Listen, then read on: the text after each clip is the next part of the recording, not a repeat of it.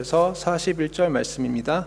제가 읽고 41절을 다 함께 봉독하겠습니다. 아직 예수께서 말씀하실 때 회당장의 집에서 사람들이 와서 회당장에게 이르되 당신의 딸이 죽었나이다. 어찌하여 선생을 더 괴롭게 하나이까? 예수께서 그 하는 말을 곁에서 들으시고 회당장에게 이르시되 두려워하지 말고 믿기만 하라 하시고 베드로와 야고보와 야고보의 형제 요한 외에 아무도 따라옴을 허락하지 아니하시고 회당장의 집에 함께 가사 떠드는 것과 사람들이 울며 심히 통곡함을 보시고 들어가서 그들에게 이르시되 너희가 어찌하여 떠들며 우느냐? 이 아이가 죽은 것이 아니다 잔다 하시니 그들이 비웃더라.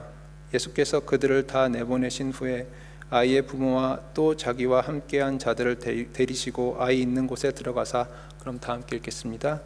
그 아이의 손을 잡고 이르시되 달리다굼 하시니 번역하면 곧 내가 내게 말하노니 소녀야 일어나라 하심이라. 아멘.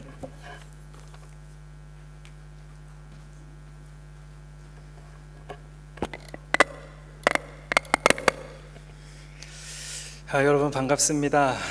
지난 3주 동안 여러분들이 덕분에 또 휴가 잘 다녀왔습니다. 3주 동안 한국 다녀왔는데요. 1년 만에 저는 다시 가게 되었지만 또 여전히 적응하기 힘든 곳이기도 했습니다. 여러분들 뉴질랜드에 살고 있지만 우리 또한 한국 사람입니다. 그렇죠? 우리가 한국 사람을 생각할 때 한 단어로 한국 사람을 표현한다 그러면 외국 사람들이 어떻게 우리들을 표현할까요? 어떻게 표현할까요? 네. 여러분들도 잘 쓰는 말이죠. 빨리빨리. 여러분들 특히 한국에 있는 외국인 근로자들이 제일 먼저 배우는 말이 있다면 그게 바로 빨리빨리라는 단어라고 합니다. 옛날 호출기 시절이 있었습니다. 스마트폰이 나오기 전에, 또 핸드폰이 나오기 전에 삐삐라는 것이 있었는데 그 조그만한 창에 전화를 통해서 음성 메시지를 남기고 그리고 자신의 번호를 남기면 그 조그만한 창에 자신의 전화번호가 그곳에 뜨기도 했습니다. 그런데 많은 사람들이 그곳에다가 숫자 828을 눌렀습니다.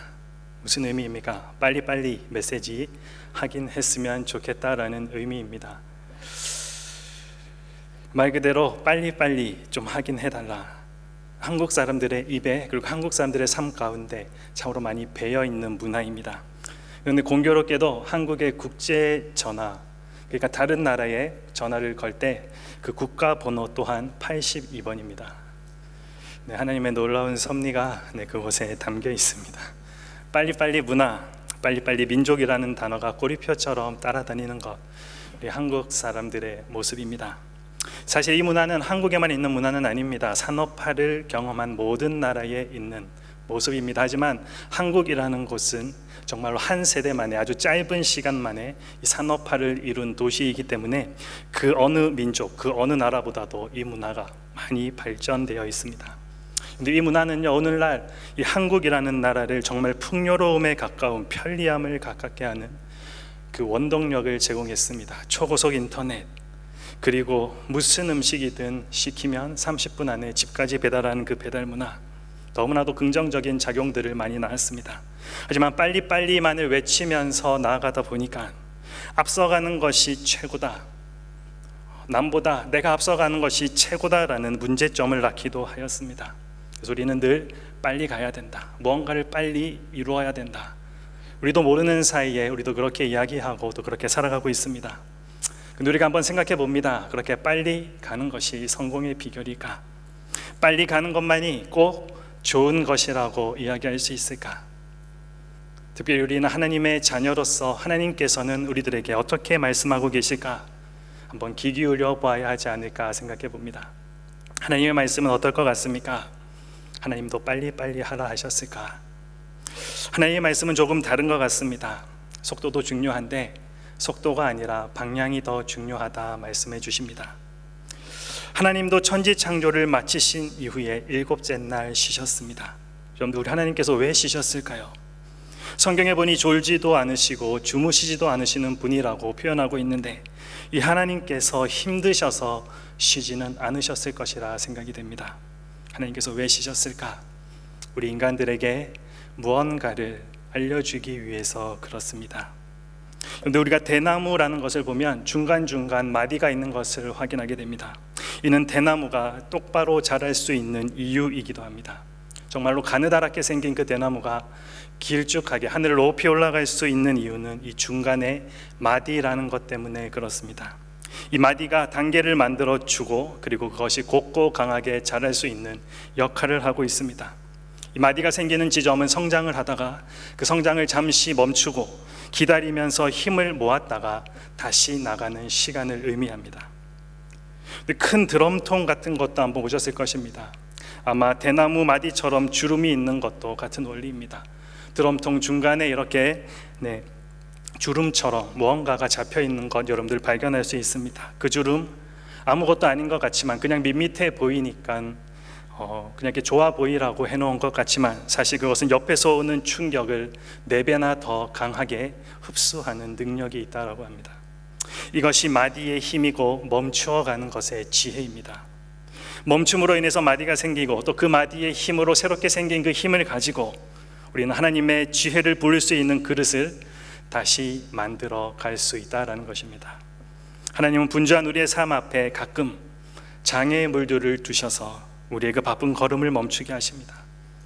그런데 바쁜 우리 현대인들의 삶 가운데 삶이 멈춰서 버리면 누구나 당황하게 됩니다. 어떻게 해야 될까? 그러나 삶이 멈춰섰다면 당황할 것이 아니라 우리의 신앙이 바른지 우리는 점검해 볼 기회가 됩니다. 하나님은 이 멈춤을 통해서 새로운 복, 또 새로운 회복을 우리들에게 주시기 때문입니다. 우리 예수님도 급한 길을 가시다가 멈춰 서신 일이 있습니다. 데가볼리라는 지역에서 기적을 행하시고 말씀을 선포하시고 배를 타고 가버나움이라는 곳으로 건너가셨습니다. 그런데 사람들이 데가볼리에서 소문을 들었는지 정말로 수많은 무리가 이 가버나움이라는 지역에 모여들어 있었습니다. 이들 무리 중에는 오늘 우리가 읽은 성경 본문에 나오는 회당장 야이로도 함께 있었습니다.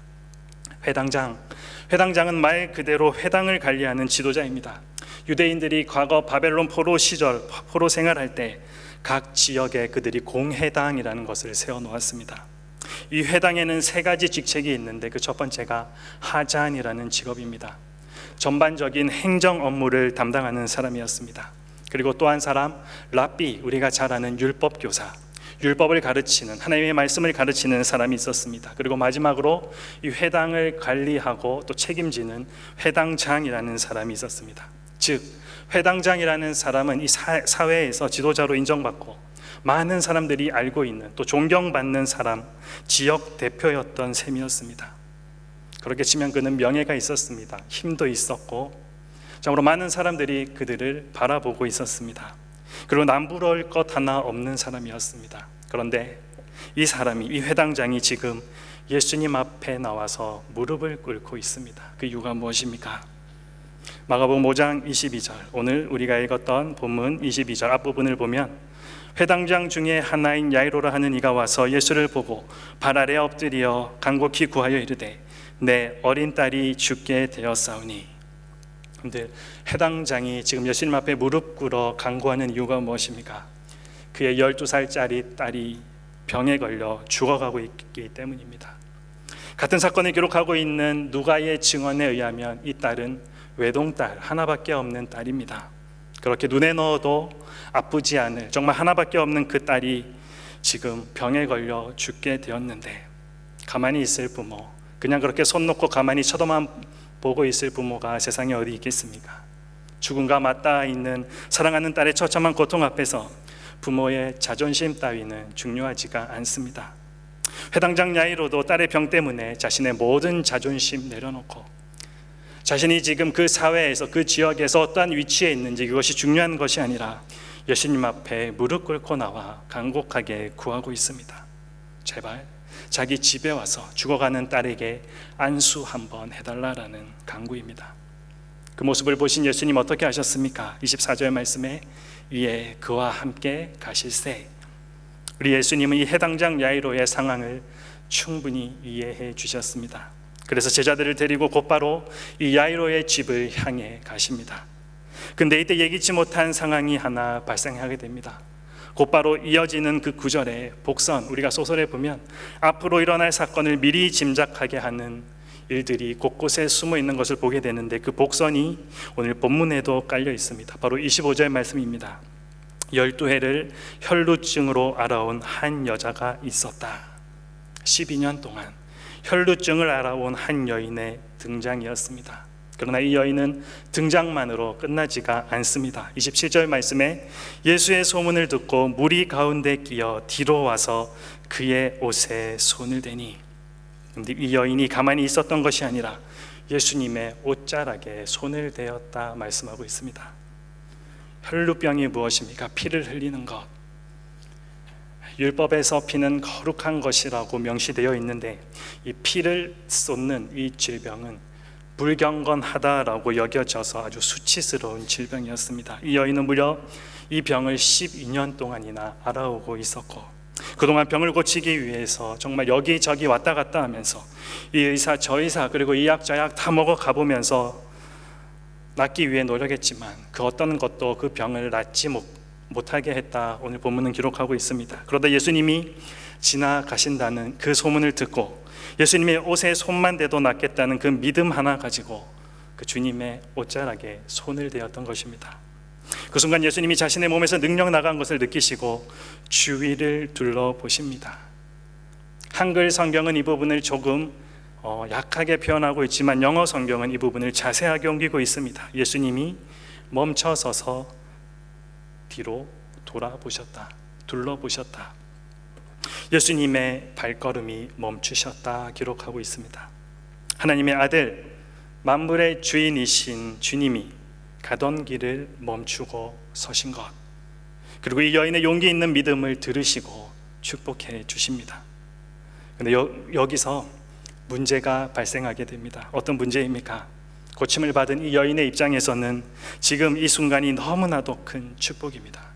그런데 지금 누구와 함께 길을 가던 중이셨습니까? 예수님께서 바로 회당장 야이로. 그런데 야이로의 입장에서 이 순간은 어떻게 기억되고 있을까요? 딸이 죽어가고 있습니다. 너무나도 위태로운 순간입니다. 한시라도 빨리 가야 하는 그 긴박한 상황 가운데서 예수님이 길을 멈추시고 지체하시는 모습에 얼마나 마음이 조급했을까요? 그 여인의 믿음 따위는 중요하지 않고 제발 빨리 가셨으면 좋겠다, 그 마음속에 그 생각밖에 없었을 것입니다. 그렇지 않아도 감당하기 어려웠던 그 시간의 무게가 얼마나 더 무겁게 그에게 다가왔을까. 그런데 그때 그의 신랄 같은 희망도, 정말 조그만 희망도 여지없이 짓밟아버리는 결정적인 소식 하나가 들려오게 됩니다. 35절 말씀이죠. 아직 예수께서 말씀하실 때에 회당장의 집에서 사람들이 와서 회당장에게 이르되 당신의 딸이 죽었나이다. 딸이 죽었다는 슬픈 소식, 비보입니다. 그런데 이 소식을 들은 야이로의 마음이 어땠을까요? 야이로에게 있어 예수님이 멈춰 쓰셨던 것은 복이 아니라 정말 불행을 가져온 사건이 되고 말았습니다. 그런데 우리도 살아가다 보면 우리의 길이 막히는 것을 경험하게 됩니다. 환경의 변화 또는 육신의 질병으로 인해서 어쩔 수 없이 가던 길을 포기해야 될 때도 있습니다. 만약 오늘 본문의 이야기가 여기서 끝나버렸다면 우리도 살아가면서 우리의 삶의 길이 막혀버리거나 또 가던 길을 포기해야 할 때 우리도 오늘 이 야이로처럼 절망할 수밖에 없을 것입니다. 그러나 이야기는 여기서 끝나지 않고 있습니다. 본문의 이야기는 계속해서 진행되고 있습니다. 그렇다면 하나님이 우리로 하여금 왜 멈추어 가게 하실까? 하나님의 진짜 마음은 무엇일까? 오늘 본문에서 우리는 그 이유를 발견하게 됩니다. 바로 우리를 축복하기 위해서라는 것입니다. 우리는 우연히 멈춰서는 게 아닙니다. 우리가 삶 가운데 경험하는 모든 일은 우연히 일어나는 일이 아닙니다. 하나님이 우리를 멈춰 세우시고 우리 삶 가운데 주시는 모든 일들에는 하나님의 분명한 이유, 목적이 숨어 있습니다. 그렇다면 우리가 멈춤을 통해서, 멈춰가는 것을 통해서 얻을 수 있는 첫 번째 복이 무엇입니까? 첫 번째 복은 더 소중한 것이 무엇인지 우리로 하여금 알게 하는 것입니다. 근데 예수님이 가던 길을 멈추신 이유는 예수님이 중요하게 생각하시는 무언가가 거기 있었기 때문입니다. 근데 현대를 살아가는 사람들의 그 바쁜 발걸음을 멈춰 세운다는 것 결코 쉬운 일이 아닙니다.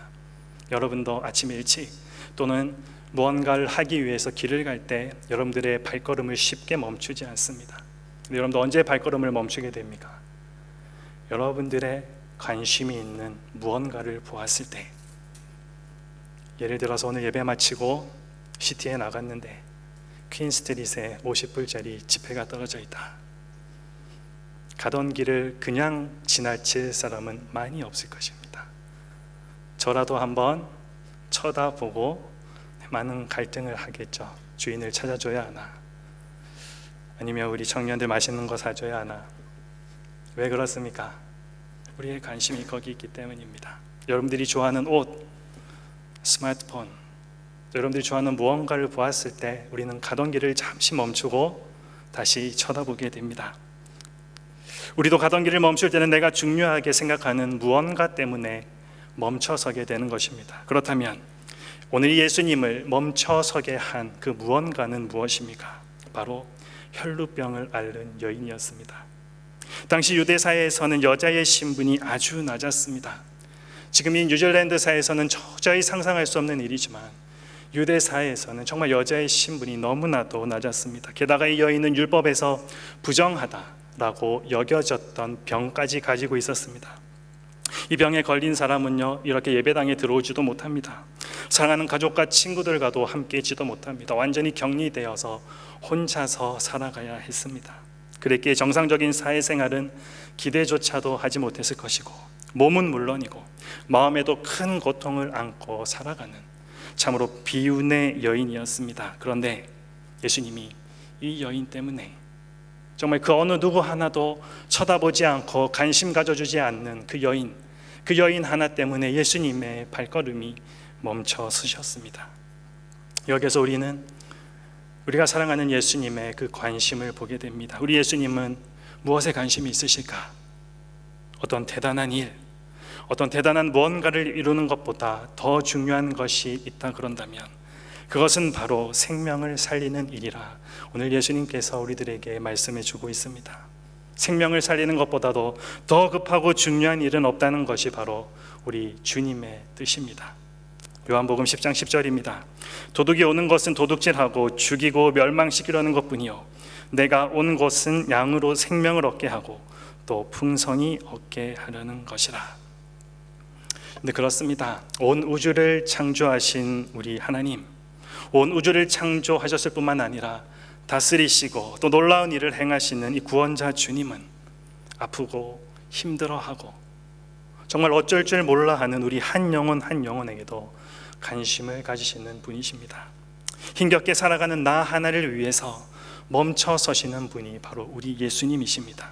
그리고 우리를 위해 목숨까지 버리신 분이 바로 이 예수님이십니다. 요한복음 10장 14절 말씀 우리 함께 한번 읽어보겠습니다. 나는 선한 목자라. 나는 내 양을 알고 양도 나를 아는 것이 아버지께서 나를 아시고 내가 아버지를 아는 것 같으니 나는 양을 위하여 목숨을 버리노라. 그 이유가 무엇입니까? 선한 목자이신 우리 주님의 관심은 바로 생명, 사람을 살리는 것이기 때문입니다. 선한 목자, 그의 양인 우리는 어떻습니까? 저와 여러분의 모습은 어떻습니까? 우리 주님과 같은 방향으로 마음을 같이 하고 그렇게 우리 매일매일의 삶을 살아가고 있습니까? 우리는 남들에게 과시 보여주기 위해 무언가 겉으로 보이는 모습 하는 것 굉장히 좋아합니다. 길을 지나가다가도, 여러분들께 예배당을 지나가다가도 쓰레기를 하나 줍고 잠시 주위를 둘러보는 것이 우리들의 모습입니다. 왜 둘러봅니까? 누가 자신이 그 착한 일 하는 것을 보았나 안 보았나. 업적 위주의 무언가 남겨야 된다. 그것이 우리의 삶과 또 우리의 교회의 봉사 가운데 여전히 있습니다. 겉으로 보면 참 많은 열매 맺으면서 살아가는 것처럼 보이는데, 근데 막상 주님이 찾고 계시는 열매, 그것이 우리의 삶 가운데서 보이지 않는 것이 사실은 현실입니다. 여러분, 우리 주님의 관심은 한 영혼 깊은 곳에 있는 그 아픔을 만져주시고 치유하는 데 있으셨습니다. 그러나 우리는 어떻습니까? 한 영혼을 치유하고 그에게 관심을 가지는 것이 아니라 내가 하는 일에 도구로 사용하거나 또는 가십거리로 전락시켜서 온갖 상처만 주고 있습니다. 이렇게 해서는 삶의 진정한 가치를 깨닫기가 어렵지 않겠습니까? 여러분의 삶에서 중요한 것이 무엇입니까? 남들보다 먼저 도착하는 것, 그거 정말 중요한 것입니까? 그것이 능력 있는 삶이고 성공하는 삶이라고 여러분도 동의하고 있습니까? 그런데 정말 중요한 건 사랑을 위해 멈출 줄 아는 것입니다. 자신의 무언가를 이루기 위해 관계도 회피하고 그렇게 기계적으로 돈 버는 기계처럼 살아가는 것이 아니라 한 영혼을 돌보기 위해 가던 길을 멈추는 관심을 가져야 하는 것입니다. 우리 주님께서 기뻐하시는 삶이 바로 그런 모습입니다. 우리 삶의 여정에서 하나님께서 참 많은 사람들을 우리 주위에 허락해 주셨습니다. 우리가 만나는 다른 사람들을 우리는 사랑해야 합니다. 하나님이 기뻐하시는 일들을 그들을 통해, 그들을 사랑하고 섬기는 일들을 통해 우리 또한 할 수 있게 되기 때문입니다. 여러분 주위에 있는 사람들을 사랑으로 관심 있게 여러분들은 돌아보고 있습니까? 하나님이 우리 삶에 멈추어가는 시간을 주셨다면 이런 소중한 것들을 다시 살펴보라는 뜻입니다. 그리고 이 멈춰가는 것을 통해서 얻을 수 있는 두 번째 복이 있습니다. 우리의 믿음을 업그레이드 해가는 기회를 우리들에게 주십니다. 본문 35절의 기록처럼 예수님이 회당장의 집에 도착하셨을 때 그의 딸은 이미 세상을 떠나고 말았습니다. 딸의 죽음으로 모든 상황이 끝난 것 같은 상황입니다. 그런데 그때 예수님께서 어떻게 말씀하십니까? 36절 말씀입니다. 두려워하지 말고 믿기만 하라. 예수님께서 회당장 야이로의 딸이 죽은 줄 모르고 하시는 말씀이 아닙니다. 그 기록을 그대로 보면 예수께서 그 하는 말을 곁에서 들으시고 회당장에게 이르시되 두려워하지 말고 믿기만 하라. 여러분들 참 좋은 말 같은데 우리가 한번 생각해 봅니다. 이미 사랑하는 딸 죽었습니다. 더 이상 희망이 없습니다. 염려하지 말고 걱정하지 말아라. 여러분들 이게 무슨 소용이 있겠습니까? 두려워하지 말고 믿기만 하라고 하시는데 도대체 무엇을 믿고 무엇을 두려워하지 말라는 것인가? 그렇습니다. 예수님이 길에 멈춰서 신 그 일은 야이로의 이 믿음을 시험하는 기회가 되었습니다. 야이로가 처한 상황은 그가 기대했던 상황이 아닙니다. 딸에게 손을 얹고 기도해 주시기를 정말 자존심까지 내려놓고 무릎 꿇어 그렇게 간구했는데 병이 낫기는커녕 그 딸이 죽어버렸으니 이런 상황에서 여러분들은 주님을 믿을 수 있으시겠습니까? 여러분 가족 중에 누군가가 병에 걸렸습니다. 그 병 낫기를 정말 열심히 기도했는데 여러분들의 기대와는 달리 세상을 떠났습니다. 그런 상황에서 여러분들은 예수님을 믿을 수 있겠습니까? 여전히 기도의 자리에 나와서 그 하나님께 은혜를 구할 수 있겠습니까? 원치 않는 결과 앞에 주님을 여전히 신뢰해 갈 수 있겠습니까? 우리도 그와 같은 상황과 또 그와 같은 질문을 언제든지 받을 수가 있습니다. 여러분의 대답은 무엇입니까? 내가 바라는 길이 아니면 원망부터, 아니 심하면 욕까지 나오는 것이 우리의 모습입니다. 내 뜻대로 되지 않는 것에 좌절하고 불평부터 하는 것이 정말 우리의 솔직한 모습입니다. 그때 주님이 우리들에게 질문하십니다. 모든 꿈과 계획이 완전히 무너진 것 같이 보이고 너를 둘러싼 상황이 너를 대적하는 것처럼 보일지라도 그럼에도 불구하고 너는 나를 믿을 수 있겠느냐? 너는 나를 신뢰할 수 있겠느냐? 이 질문에 언제든지 이 주님을 신뢰하겠다라고 고백할 수 있는 것이 진짜 믿음, 바른 믿음이라고 예수님께서는 말씀하고 있습니다. 오늘 예수님의 말씀에서 두 단어가 대비되어서 등장하고 있습니다. 어떤 단어입니까? 두려움과 믿음이라는 단어입니다. 사실 이 두 단어는요 함께 있을 수가 없는 단어입니다. 왜 그렇습니까? 믿음이 있으면 두려움이 찾아올 수 없고, 두려움이 있으면 믿음을 가질 수 없기 때문입니다. 무엇을 말해주고 있습니까? 둘 중에 하나 반드시 선택해야 된다라는 것입니다. 주어진 상황을 보며 그렇게 흔들려 버릴 것인가? 아니면 모든 상황을 다스리는 그 하나님을 그럼에도 불구하고 믿을 것인가? 어느 것을 택하느냐에 따라서 삶의 열매는 분명하게 달라질 것이기 때문에 그렇습니다. 옆에 있는 사람들 한번 보십시오. 보기에는 멀쩡해 보여도 문제없는 삶을 살아가는 사람은 이 세상에 아무도 없습니다. 우리 모두는 다 사실 마음속에 또는 생각 속에 또는 삶 가운데 문제를 안고 살아가고 있습니다. 그리고 대개의 경우 그 문제들은 우리가 예상하지 못했던 것, 기대하지 않았던 곳에서 터지는 경우들이 대부분입니다. 그런 문제가 찾아올 때 문제를 어떻게 보느냐에 따라서 결과가 달라집니다. 우리는 믿음으로 주님을 봐야 합니다. 우리는 믿음의 세계를 살아가고 있기 때문에 그렇습니다. 홍해가 갈라지는 사건, 어린 소년 다윗이 그 조그만한 꼬마가 돌멩이를 던져서 거인 같은 장수를 쓰러뜨렸다는 그 사건, 물이 바뀌어서 포도주가 되었다는 그 사건, 이 모든 것을 세상 사람들과 동일한 눈으로 우리가 바라본다면 우리는 결코 여러분들이 손에 있는 그 성경 이해할 수가 없을 것입니다. 하지만 우리는 사실이 아니라, 원리가 아니라, 그것도 중요하지만 그것보다 더 중요한 믿음으로 사는 사람들입니다. 예수님은 자신을 믿는 사람들의 삶에 문제가 없을 것이라고 성경 그 어디에서도 보장하고 있지 않습니다. 두려움이 없을 것이라고 장담하지도 않으셨습니다. 두려움 대신 믿음을 선택해야 된다 말씀하십니다. 많은 사람들이 오해합니다. 교회 나가면 예수님 믿으면 일들이 잘 풀릴 것이다. 하지만 성경 그 어느 곳에서도 예수님께서는 단 한 번도 그렇게 약속하신 적이 없으십니다. 너네도 똑같이 풍랑을 만난다, 어려움 당한다. 하지만 중요한 것은 너네의 선택이다. 믿음으로 선택할 것인가, 아니면 내 마음대로 선택할 것인가. 하나님이 우리 삶에 멈춰가는 시간을 주셨다면 우리 믿음의 근거가 바른 곳에, 우리가 흔히 이야기하는 모래 위가 아니라 반석 위에 잘 놓여 있는지 돌아보야 할 때입니다. 마지막으로 멈춤을 통해서 얻을 수 있는 세 번째 복은 하나님의 능력을 알게 되는 것입니다. 예수님이 마침내 회당장의 집에 들어가셨을 때 사람들은 통곡하고 있었습니다.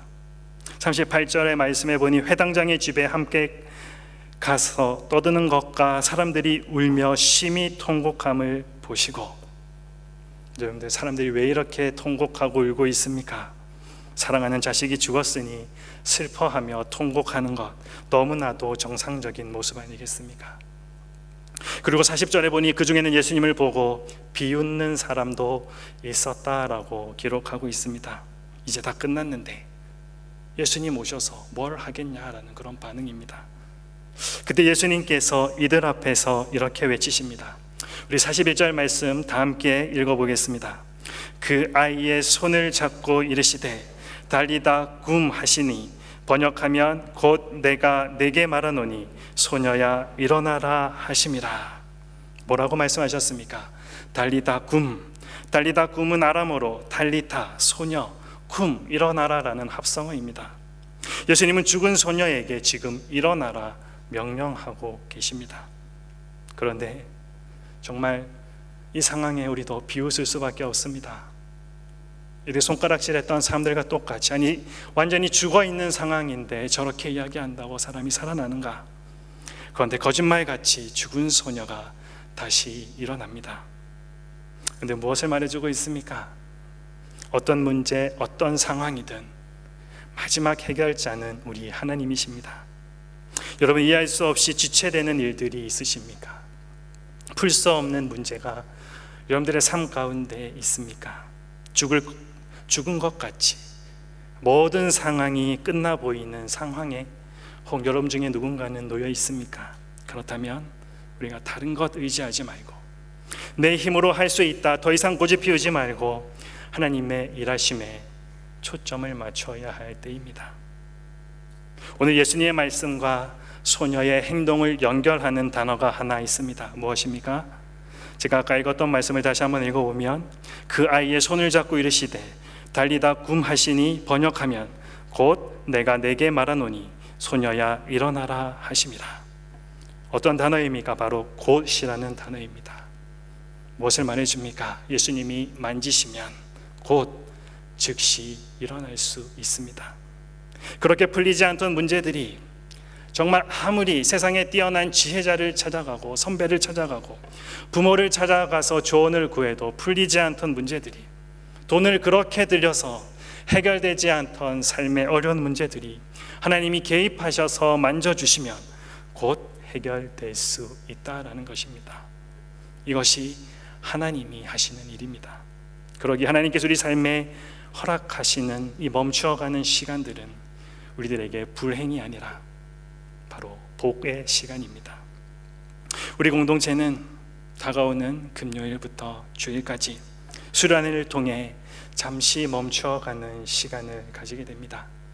대부분은 이 멈추어가는 시간을 여러분들이 선택하기도 했겠지만 우리 중에 누군가는 또 어쩔 수 없이 친구의 권유로 또 목자의 권유로 마음은 그렇지 않은데 이 수련회에 참석하는 우리 형제 자매들이 있을 줄로 생각됩니다. 바라기는 여러분들 이 시간을 통해 오늘 우리가 말씀에서 듣고 또 우리 마음에 새긴 것처럼 우리 주위에 있는 사람들을 여러분들이 더 알아가는 시간 되었으면 좋겠습니다. 모든 시선을 하나님께 드리고 정말 우리가 바른 믿음 위에 서서 지금 내가 바르게 가고 있는지 돌아보는 시간 되었으면 좋겠습니다. 그리고 정말 여러분들 답답한 마음 가지고 풀리지 않던 환경과 문제들을 가지고 오는 우리 청년들 중에 그 시간들을 통해 회복되고 해결되는 은혜가 가득한 시간 되었으면 좋겠습니다. 여러분 이것을 위해서 함께 기도해 주십시오. 그리고 함께 더 중요한 것 함께 동참해 주십시오. 저녁에 잠시 갔다 오지 그 마음 가지고 왕복하기에는 만만치 않은 거리입니다. 온 김에 자고 가십시오. 그리고 아예 풀참석으로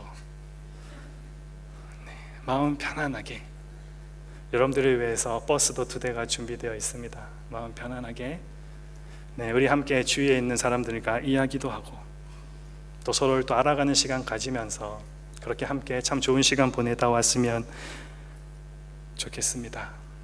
여러분 우리가 살아가다 보면요 언제든 야이로와 같은 상황 만날 수 있습니다. 우리 지난주 신입생 환영회 때도 제가 저 친구들을 처음 보는데 처음 했던 말이 미안하지만 너네가 계획한 대로 모든 일이 다 풀리지 않을 것이다. 니네들이 마음 먹은 대로 너의 삶들이 다 풀리지 않을 것이다 이야기했습니다. 마음이 무너지고 절망이 올 것입니다. 하지만 그러더라도 다시 주스르고 일어나서 우리를 멈추어 가게 하시는 이유 여러분들 한번 생각해 보았으면 좋겠습니다. 우리가 처해 있는 환경은 늘 변해갑니다. 오늘은 해가 뜨고 맑은 것처럼 보이지만 내일은 폭풍이 올 수도 있습니다. 여러분들이 그렇게 믿고 의지하는 주위의 친구, 부모, 사람 이 사람도 변합니다. 이익 따라, 계산 따라 언제든지 돌아설 수 있는 것이 바로 이 인간입니다. 그거 따라가다 보면 여러분 분명히 언젠가는 반드시 실망하게 될 것입니다. 그러나 우리 하나님은 우리를 끝까지 사랑하시고 우리를 끝까지 붙잡으신다 약속하신 것 그리고 이루시는 분이십니다.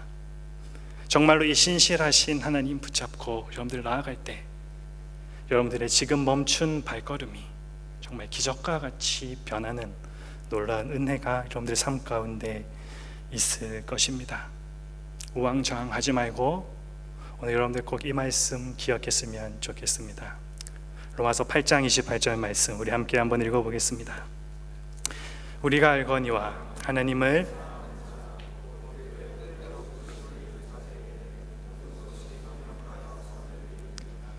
다시 한번 더 읽어봅니다. 시작.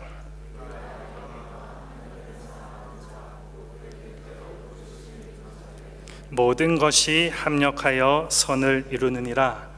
아멘. 이 약속의 말씀 붙잡고 지금 당장은 이해할 수 없고 풀리지 않는 일들로 쌓여 있다고 하더라도 너무나 완벽한 우리 하나님께서 가장 완벽한 그분의 타이밍에 한치의 망설임이나 실수도 없이 정확하게 우리의 삶을 선하게 인도해 주실 것이라는 그 믿음 가지고 인내해 가십시오. 여러분, 우리의 삶 가운데 봄이 있습니다. 이것을 우리가 청춘이라고 이야기합니다. 불을 청, 봄 춘자. 그래서 여러분들을 청춘이라고 이야기하는 것입니다. 지금 여러분 굉장히 젊습니다. 하나님이 이루실 일들 기대하면서 얼마나 많은 기회들이 있습니까?